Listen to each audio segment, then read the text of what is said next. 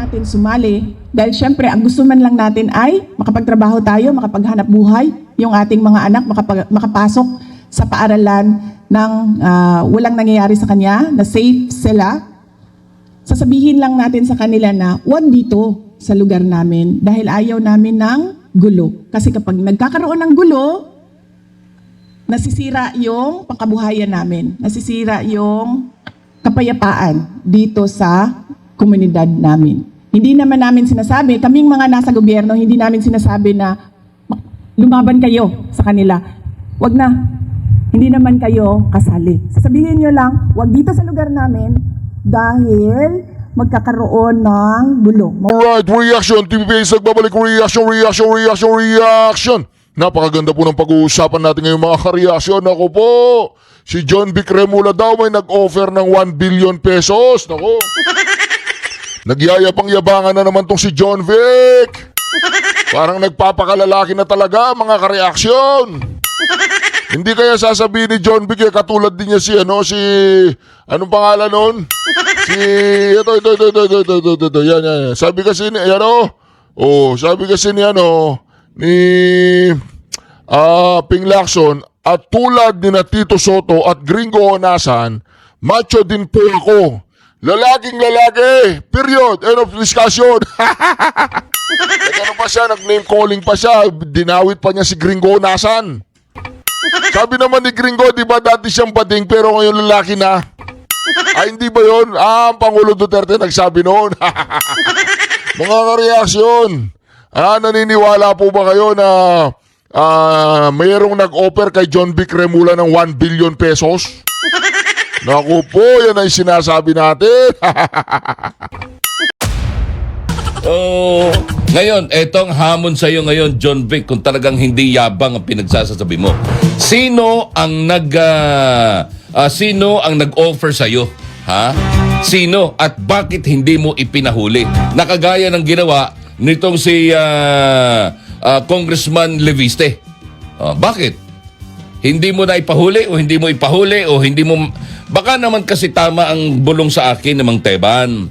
Kasi ang bulong sa akin ng Mang Teban, ang totoo niyan,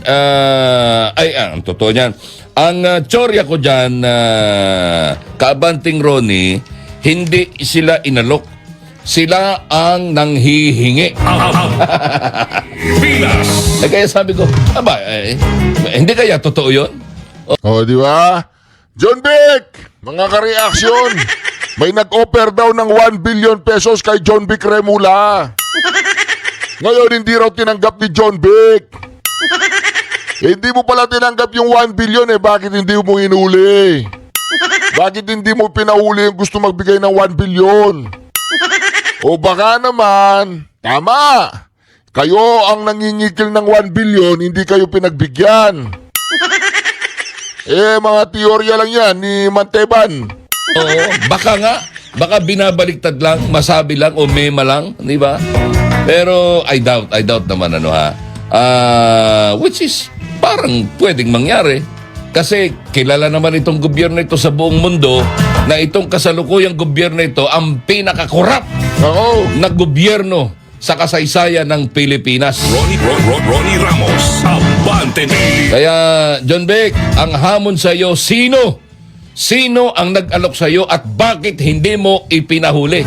Kagaya ng ginawa ni Congressman Leandro Legarda Leviste. Ronnie Ramos, Abante Pilipinas. Ayan ho tanong na tungkulin mong sagutin sa harapan ng taong bayan. Yun. Iniyabang mo na ipinagmalaki mo pa. Pero wala ka namang mema o wala ka namang binesa. Sabi niya, wala kang sinabi. Puro daldal, puro yabang. Kaya sabihin mo, ibulgar mo. Maraming media nakapaligid sa'yo, di ba ga? Sabihin mo, ang nag-offer sa akin, no? Yabang ang lintik na ito. Di ba? Sino? Di ba? Ipakita mo, John Vic, kung sino talaga yung nagbigay ng pera, nagbibigay ng 1 billion. Kailangan maimbestigahan yan. Kailangan maimbestigahan ng NBI yan. NBI. Magmotopropyo nga kayo dito kay John Vic kung totoo sinasabi ng... Grabe to. Lalaking lalaki si John Vic eh. Oh, matabilang dila. My fellow citizens, I will be Dito, malupit to mga reaction eh. Malupit to eh. May bayag to eh. May bayag to. May ano to. May bayag. Si John Vic, ano meron ni John Vic? Si John Vic gusto niya ng bayag. Bayad. Bayad o bayag, John Vic? Oh, panoorin mo to, John Vic. Oh, may bayag to. May bayag. My fellow citizens, I will be taking the Enrique Razon bribery case to court.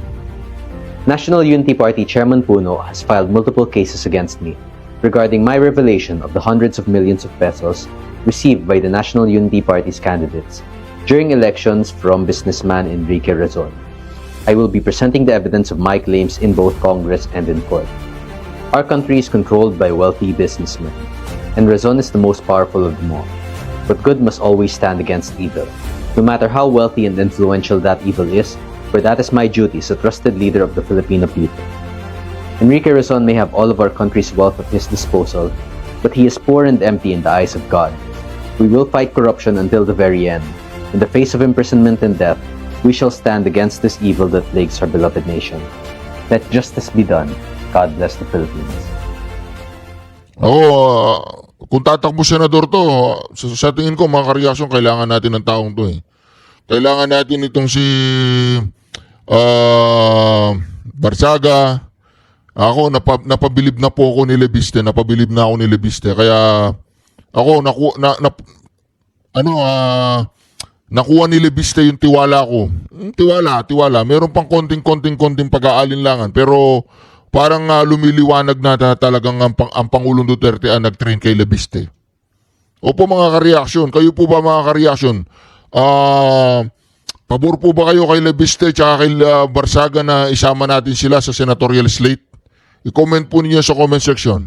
Social media consultants, nagte-training sila sa Kongreso tungkol sa ano yung ipapost nila sa Facebook para ipagtanggol ang kabutihan ng Kongreso. Baka yung mga paboritong mga Ito talagang may bayag din to. influencers ay pinupondohan pala. Mismo nagsabi sa akin na sila po ay binabayad ng cash sa supot o backpack.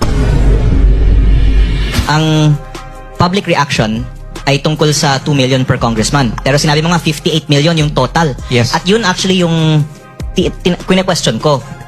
Hindi kung tunay ba na may 2 million. Kasi sinabi na nga ni Deputy Speaker Puno, may 2 million. Ang question ko, saan napupunta yung natitira sa 58 million? Kasi hindi pa ito sinasagot ng Kongreso. May 58 million per congressman talaga. Baka 10 million dyan, nasa kuryente, tubig, bond paper, ibang mga operating expenses ng Kongreso. Tapos meron tayong na-account na 20 million para sa ating mga office budgets, kasama dyan yung mga break bonus. Yeah. Pero yung natitira, meron kasing mga confidential, literally nakalagay sa breakdown, confidential fund sa breakdown ng Congress. Pero dapat pala natin malaman saan napupunta. Meron din other miscellaneous expenses. At kasama dito, ang professional services na pambayad sa mga consultants ng Kongreso. Meron akong mga nakausap ng mga consultants na nagsabi sila po ay binabayaran ng cash. Kaya walang listahan. At dapat talagang i-deklara ng Kongreso sa sino ang lahat ng mga consultants na ito. At meron din opisyal na programa ang Naku po. Ito po Baka kung may Duterte, gusto nilang ilabas yung listahan. Yes. Nilabas yung listahan, Wala. walang insertion na nakapangalan sa Duterte, kaya ayaw nila sanang ilabas yung listahan. Buong 19th Congress ay nandun. Kaya, Pero sino lang wala? si Congressman Pulong, nasa 19th Congress, wala siya doon. Isang interview si Kong na parang pinala Malinaw na malinaw po yun no? Si Congressman Pulong, nandun siya sa 19th Congress. Wala siya doon, ako. Yan ang may bayag walang bayad. labas na Duterte aligned siya or Duterte supporter siya. Sabi DDS daw siya. Oo, anong masasabi niyo doon? Kasi parang sinabi na wala bang Duterte diyan sa mga ine-expose mo or in-expose mo na mga listahan? Actually, yung funny thing is, baka kung may Duterte, gusto nilang ilabas yung listahan. Yun. Nilabas yung listahan, Wala. walang insertion na nakapangalan sa Duterte, kaya ayaw nila sanang ilabas yung listahan. I have a few things to... Si Tito Soto nandun. Tinawagan siya ni Cabral, di ba? Wala siya doon. Add. Number one, sa 2025 budget per district summary ng DPWH mismo, nandun yung allocable per district. 4 na distrito sa bansa ay 0 ang allocable budget. 2 sa Davao City, 1 sa Davao del Norte, at 1 sa Zamboanga City. Sino ba yung mga nandun? Kasi... Congressman Puro Davao Pulong, Ungab, Bebot Alvarez, at Kimer Olaso, if I'm not Yun. mistaken. At dapat lang ikumpirma ng DPWH, totoo ba ito o hindi? Yun, teka lang po mga ka-reaction ha. Meron pong bagong video na ipinadala sa akin, mga ka-reaction, si BP Sara. Talaga naman, presidente yan dati yan. Panoorin po niyo itong video na ito, mga ka-reaction. Nako, BP Sara may mensahe sa pagbubukas ng covered court sa Oriental Mindoro. Nako, ito mga ka-reaction. Speech po ito, mga ka-reaction. Panoorin po niyo, napakalupit po nito. Heto na po, mga ka-reaction. Abangan po ninyo yung susunod na video natin, mga ka-reaction. Pag-uusapan po natin ang mga nangyayari kay Pampilo Lacson kung talagang siya ay tunay na bading. Ay lalaki pala. To our honored guests, His Excellency, the Ambassador of the People's Republic of China to the Philippines, Jing Chuen, the President of the Filipino-Chinese Youth Foundation Committee Incorporated, Mr. Steve Chua, to our Mayor, Honorable Jennifer M. Cruz, to our Vice Mayor, Leandro Panganiban Jr., and to the other officers of the local government, to the barangay officials, our teaching and non-teaching staff of the Department of Education, to our parents, students, and guests from Metro Manila. Mga kababayan, Assalamualaikum warahmatullahi wabarakatuh. Madayaw, umayong adlaw kaninyong tanan. Magandang araw sa inyong lahat. Good day to everyone. First off, I'd like to thank the Embassy of the People's Republic of China and the Filipino-Chinese Youth Foundation Committee Incorporated for recognizing the need of Philippine schools for safe spaces like this for physical activities of our learners outside of the classroom, and for making it a dual-purpose covered court with the basketball amenities. Thank you so much for filling in the gap of the required resources and budget for an installation, an infrastructure such as this, which is not provided for in the budget of the Department of Education nor the Office of the Vice President. I was telling the ambassador earlier that we are truly grateful since the Department of Education, we are not allowed to allot a budget for covered courts. We all know that our infrastructure are only limited to laboratories, classrooms, which are all related to in-classroom learning. But spaces such as these are equally important, where our students, our learners, and our teachers can conduct physical activities outside of the classroom where learning can still happen. And we thank you, our donors, for that. Even the Office of the Vice President, we are not allowed to identify infrastructure projects as well. And but we get the requests from our stakeholders, such as Leandro Panganiban Senior Tagumpay. Hi. Papa mo ito, sir? Ah, okay. Oh, no? Yeah. Taka ako, bakit si Leandro? Your father? Ah, okay. Leandro Panganiban Senior Tagumpay High School. Is senior still living, sir? Okay. So, yes. Just a backgrounder, I first came to Pola on a not happy note because an oil spill happened. So I had to come here to ask the local government, how can the Office of the Vice President help the families that were affected by the oil spill? And because I was then Education Secretary, wherever we go, we always make sure that we visit a school or two, an elementary school and a high school or integrated school to discuss with the non-teaching and teaching personnel of the needs of the learners and the personnel. So we chose this school to visit after we went and empathized with the victims of the oil spill. We chose this school to visit, and we were able to talk to our school head then, Christopher Liabe, and now our school principal. Congratulations, sir. And many things. He endorsed many things that were needed by the school. And then we were somewhere up there, far up there. He was pointing to this area. We didn't go down to this area. And I wasn't really, I had no intent to go down in this area because I knew then at the time that I could not give him his request because there was no source of fund. I cannot get it from the Department of Education. I cannot get it from the Office of the Vice President. I do not know if my memory serves me right, but maybe I answered with, Diyos na ang bahala dyan, sir. Let's see. God will provide. That's usually my answer if I know that I cannot give the request. And true enough, there was a partnership with the Office of the Vice President and the Embassy of the People's Republic of China and the Filipino-Chinese Youth Foundation Committee Incorporated.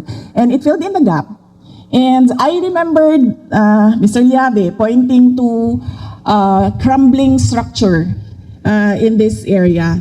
He told me that it's unfinished at the time. He told me that it's, I wanted a space for children to play, for the learners to play. I wanted for a space where we can conduct our activities, but unfortunately, we do not have that space. And he pointed to a crumbling, partially constructed court. I think just one panel of this. And then I said, whose budget is that? And asked them to finish that structure.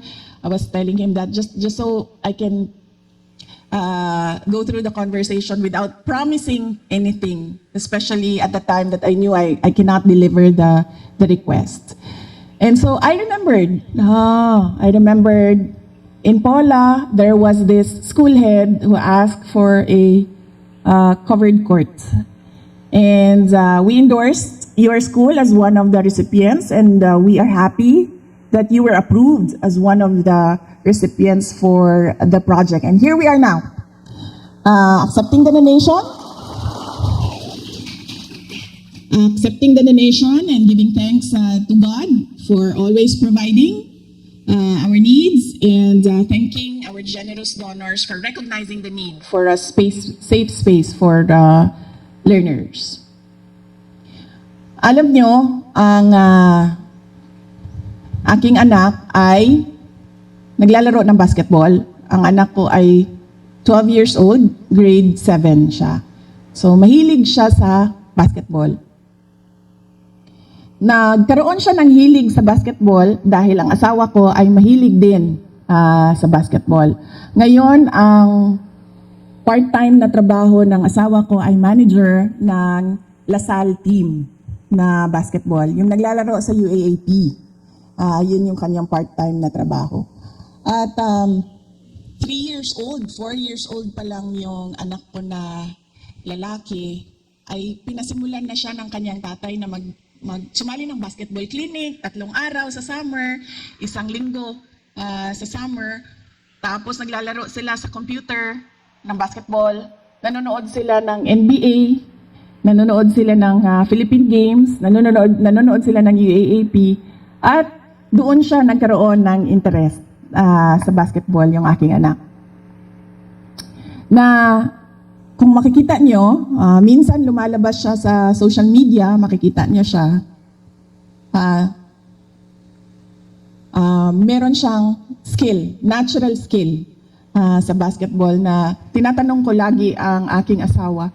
Sabi ko, alam mo, ikaw, hindi ka marunong at magaling mag-basketball. Nagtataka lang talaga ako, paano ka nagkaroon ng anak na magaling mag-basketball. Kasi alam nyo yung asawa ko, gustong-gusto talaga niya maglaro ng basketball. Pero yung basketball talaga ayaw na ayaw siya. Isang beses bago lang, sasabihin ko sa inyo, ito nangyari, ito totoo. Umuwi siya sa bahay, ang laki nung black eye niya. Nagulat ako. Sabi ko, anong nangyari sa'yo?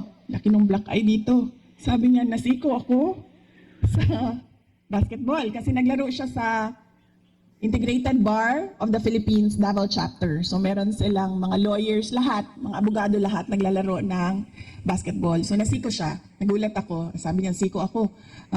Mura. Yung batang abogado na yun, hindi marunong ng basketball. Sabi ko, baka siguro kayong dalawaan hindi marunong maglaro ng basketball. At sinasabi ko sa kanya, kasi ang tagal na wala nung black eye niya. So sabi ko sa kanya, pag lumabas ka ha, sabihin mo talaga na dahil yan sa basketball. Kasi baka isipin ng mga tao, sinuntok kita. So, sabi ko sa kanya, yan ang mga senyales galing sa langit na hindi ka basketball player. Ikaw ay team manager lamang. Hanggang dyan ka na lang. Manood ka ng basketball, mag-cheer ka ng basketball. Pero, sabi ko nga, influensyado niya, yung influence niya sa basketball doon sa anak ko, naging passion, interest ng anak ko yung basketball. So, itong anak ko, ang problema sa kanya ay pag nagtitraining, meron siyang training, inaano siya ng tatay niya, nandyan na yung trainer mo, nandyan na yung coach mo, mag-training ka na. Hindi ko alam, siguro ang coach ay anak ito ni Inday Sara. So pag sinabi ng bata na ayaw ko na, tumitigil yung training, tumitigil yung coach. So sabi ko sa kanya, hindi ganyan ang training. Hindi ganyan ang paglalaro ng basketball na pag sinabi mo, ayaw ko na, ay titigil na ang lahat. So sabi ko sa kanya, sayang yung interest mo na matuto kung titigil lang ka lang din. So sabi ko sa kanya, ngayong summer darating, hanap tayo ng magtitrain sa'yo na sa ibang lugar. Hindi kung saan ikaw ang nasusunod. Doon tayo sa kung saan yung trainer at yung coach mo ang nasusunod. So naghahanap ako sa internet, nagre-research ako, dami ko nang natutunan sa basketball, no? Kahit ako, pwede na siguro ako maglaro ng basketball. Imagine, no? So sobrang kakahanap ko ng mga basketball training program. Nalaman ko na kapag pala ikaw ay mag-shoot, yung siko ay hindi dapat bumaba dito sa baba ng iyong bewang. Pero kailangan mo din ibaba yung tuhod. At merong point na dito sa taas na kailangan mo na bitawan ang bola kasi pag hindi mo siya binitawan dito sa height na ito ay hindi na talaga siya masushoot mo. Meron na akong mag-antay ka, Mayor, gagawa na ako ng team.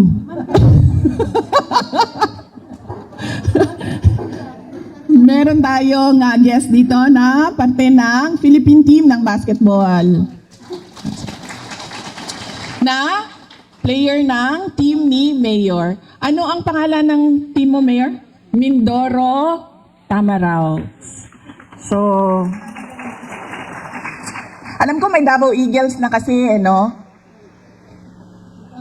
pag-iisip baka Davao Durian Eagles. Yan yung team ko. Teka, Davao Durian Eagles. Or kasi monkey eating eagle yan, diba?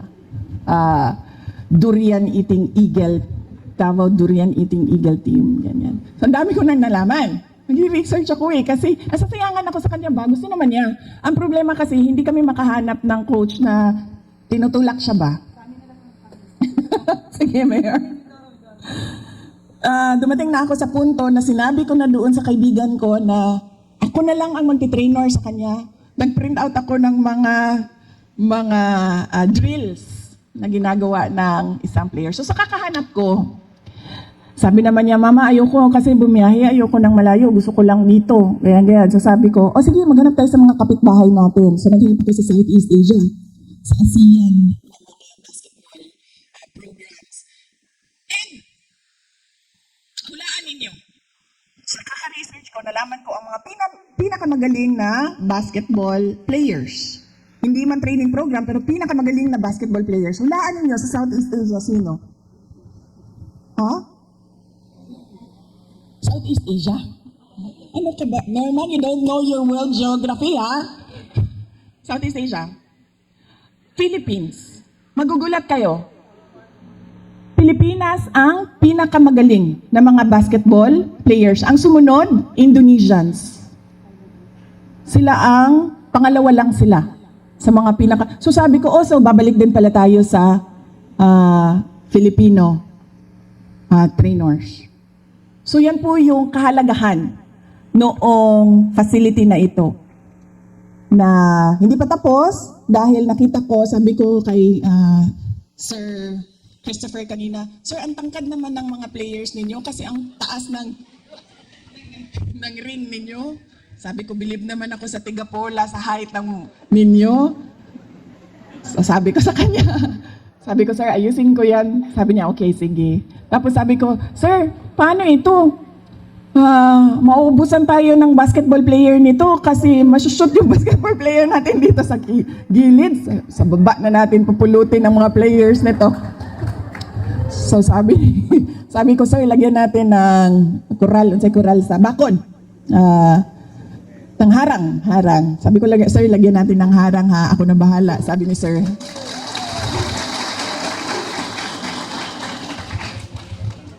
Diba? Kasi hindi tayo makapaglaro ng maayos nito kasi titigil ka dyan kasi matatakot ka mahulog. Tapos kung sobrang gigil naman yung bata, doon na talaga sa baba pupulutin yung bata. So, iyon lang sinasabi ko. I'm stressing the importance of spaces like this for our learners. Kasi this is where dreams will be made. Dito yon magsisimula. Yung anak ko, wala man siyang pangarap na maglaro ng basketball, pero inano siya ng tatay niya. Dinala siya doon sa paglalaro ng basketball. Yung mga lugar na ganito, walang plano yung bata. Pero pag nakita niya, pwede ako maglaro dito. At natuto niyang mahalin yung laro. Mangangarap na siya na mas mataas pa sa kung ano yung nakikita niya sa kanyang komunidad. Yan din yung sinasabi ko lagi sa ating mga mag-aaral ng kahalagahan ng edukasyon. Na noong nandito ako, hindi ko lang maalala kung meron akong grade na nakausap, na pinaintindi ko at lagi kong sinasabi, ito yung pinakasimple na pagpapaintindi sa mga bata kung ano yung kahalagahan ng pag-upo ninyo dyan sa classroom. Na alam mo, araw-araw napapagod ka na, araw-araw ayaw mo na makinig sa guro mo, napapagod ka na sa dami ng kailangan mong gawin at isubmit na hindi mo na naiintindihan, bakit ko pa ba isasubmit ito? Ano bang tulong nito sa buhay ko? Na pinasimpleng formula kung bakit kailangan pumasok dyan sa loob ng paaralan. Dahil laging sinasabi sa atin ng mga magulang natin, diba? Kailangan mag-aral ng mabuti para mag-aaral para ano daw? Ang buhay ay bumuti. Pero, paano bumubuti ang buhay kung ikaw ay nag-aral ng maayos?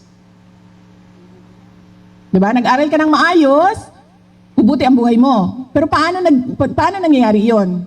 Pag nag-aral ka ng maayos, ikaw ay nagtatapos ng pag-aaral.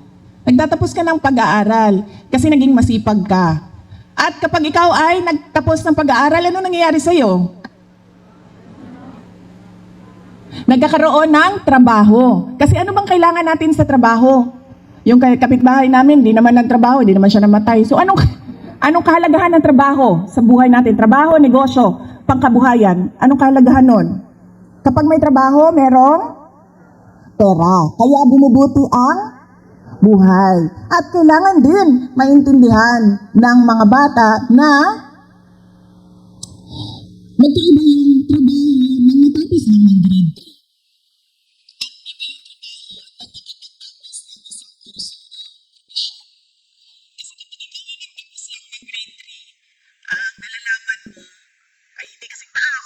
Nung ikaw ay nakapagtapos ng pagiging guro, or pagiging nurse, or pagiging engineer, yung trabaho din nakukuha mo kung ano-ano lang na nasa tabi-tabi.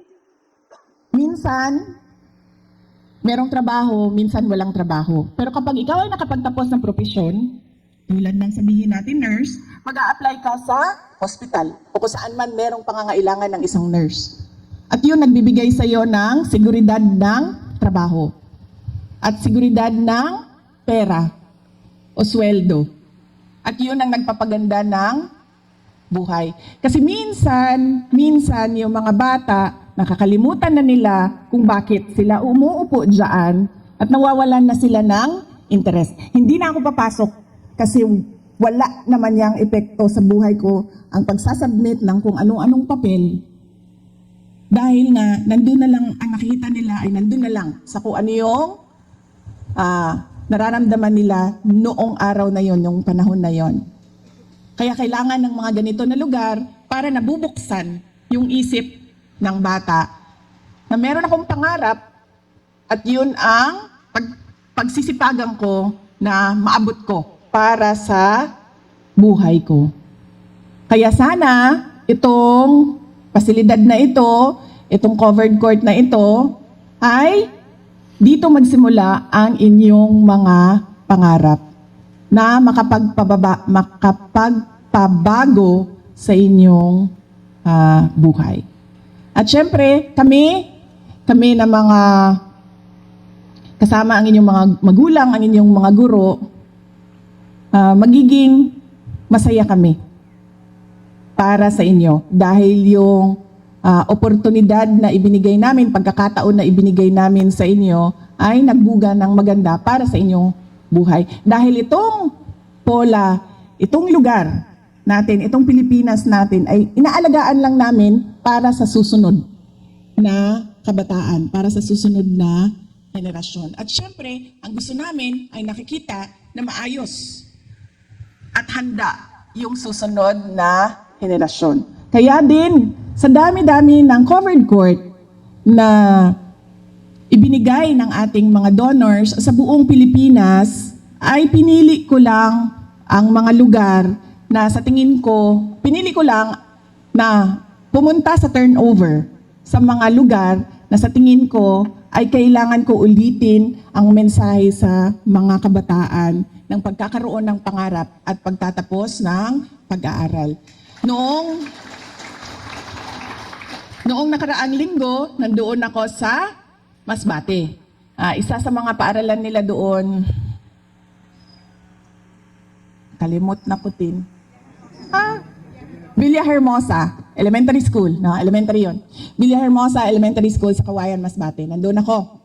Kasi, madami ako napuntahan na lugar sa Masbate noong ako ay Education Secretary. Yung isang paaralan namin doon ay na-staffing ng NPA.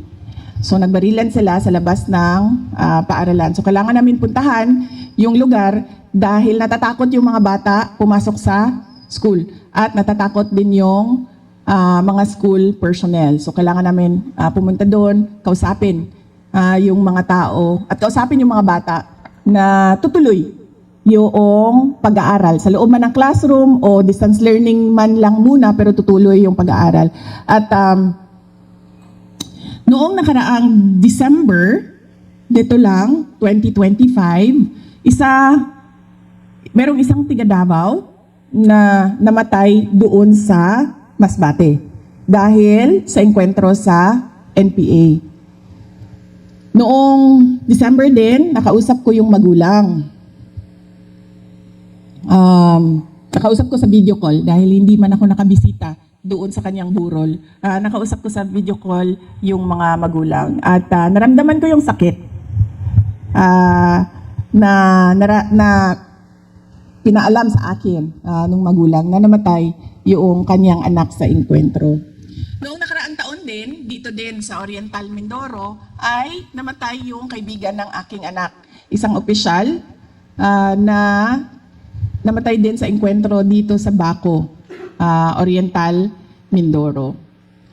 Kaya yung mga lugar na ganyan, yun yung binabalikan ko para ipaalala sa mga kabataan at lalong-lalo na sa mga magulang na huwag ninyong hayaan na madala yung inyong anak sa mga grupo na ang kanilang layunin ay karahasan. Dahil kapag nadala yung anak, dyan na magsisimula yung hindi natutupad ang pangarap. At dyan na rin nagsisimula na nagkakaroon ng problema ang pamilya. Kaya napakahalaga na gabayan natin yung ating mga learners, yung ating mga anak na ang responsibilidad ng isang bata ay pumasok sa paaralan. Yun lang ang kailangan gawin ng isang bata. At huwag kayong magpadala sa mga pakikipaglaban at pakikipbaka, lalong-lalo na kapag ang kanilang pamamaraan ay through violence o dahas. Kaya napakahalaga rin na mabigay ko ang mensahe na yan sa inyo. At syempre sa ating mga komunidad,